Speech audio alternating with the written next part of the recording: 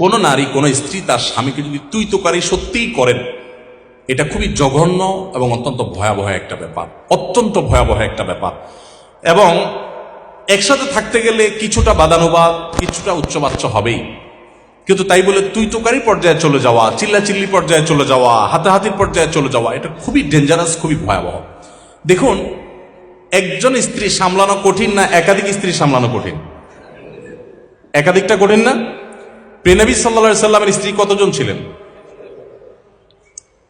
এতজন স্ত্রী থাকার পরও আল্লাহ নবী সাল্লাল্লাহু আলাইহি সাল্লাম জীবনে একবারের মতো তার কোন স্ত্রীদের সামনে চিল্লাচিল্লি করেছেন, গায়ে হাত দেওয়া তো পরের বিষয়, কখনো চিল্লাচিল্লি করেছেন নাউজুবিল্লাহ, এরকম একটি কথা কোন জাল হাদিস দ্বারাও পাওয়া যায় না। তার মানে কি তাদের মধ্যে কিছু হয় নাই? বহু কিছু হয়েছে, এমন এমন জিনিস হয়েছে আমরা মনে করি যে কিছুই হয় নাই, বহু কিছু হয়েছে। হ্যাঁ, বহু কিছু বলতে আমরা যেগুলো মনে করি এরকম না, মানুষ হিসাবে তাদের মধ্যে অনেক কিছু হয়েছে। এক স্ত্রীর ঘর থেকে মধু খেয়ে এসছেন,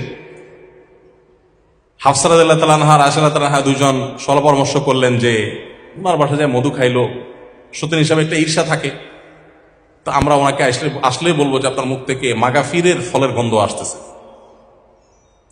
ঠিক ওই প্ল্যান অনুযায়ী রাসূল আকরাম সাল্লাল্লাহু আলাইহি ওয়াসাল্লাম আসার পর বলতেছে, আপনি কি মাগাফির খাইছেন? মাগাফিরের গন্ধ আসতেছে কেন মুখ থেকে? রাসূল সাল্লাল্লাহু আলাইহি ওয়াসাল্লাম বলেন, না তো, মাগাফির তো খাই নাই, এটা খুব দুর্গন্ধ জাতীয় ফল, এটা তো খাই নাই। উনি আবার মুখে দুর্গন্ধটাকে খুব অপছন্দ করতেন, জিবরিল আসতো তার কাছে। তো এবার ওনারা আবার আইডিয়া দিচ্ছেন যে আপনি মধু খাইছেন, মাগাফির খান নাই, হতে পারে পাখি ওই মাগাফির খেয়ে এসে মধুতে মুখ দিছে।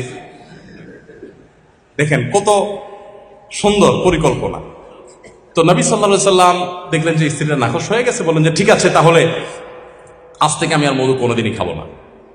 আল্লাহ তাআলা অবশ্য পরে আয়াত নাজিল করে সব ফাঁস করে দিয়েছেন। এগুলো আমরা জানলাম কিভাবে? আল্লাহ তাআলা আয়াত নাজিল করে দিয়েছেন, বলে না, স্ত্রীকে খুশি করার জন্য আপনি একটা হালাল জিনিস জীবনেও খাবেন না, এই শপথ কেন করতে যাবেন? আল্লাহ তাআলা নবী সাল্লাল্লাহু আলাইহি সাল্লামকে নসিহা করেছেন। তাহলে দাম্পত্য জীবন নবী সাল্লাল্লাহু আলাইহি সাল্লামের স্ত্রীদের এরকম বিষয় আসলে ছিল, কিন্তু নবী সাল্লাল্লাহু আলাইহি সাল্লাম কখনো রাগ করেননি। তো একইভাবে আমাদের স্বামীদেরও উচিত স্ত্রীদের সাথে সুন্দর আচরণ করা, স্ত্রীদের উচিত স্বামীদের সাথে সুন্দর আচরণ করা। ভালো করে শুনে রাখেন।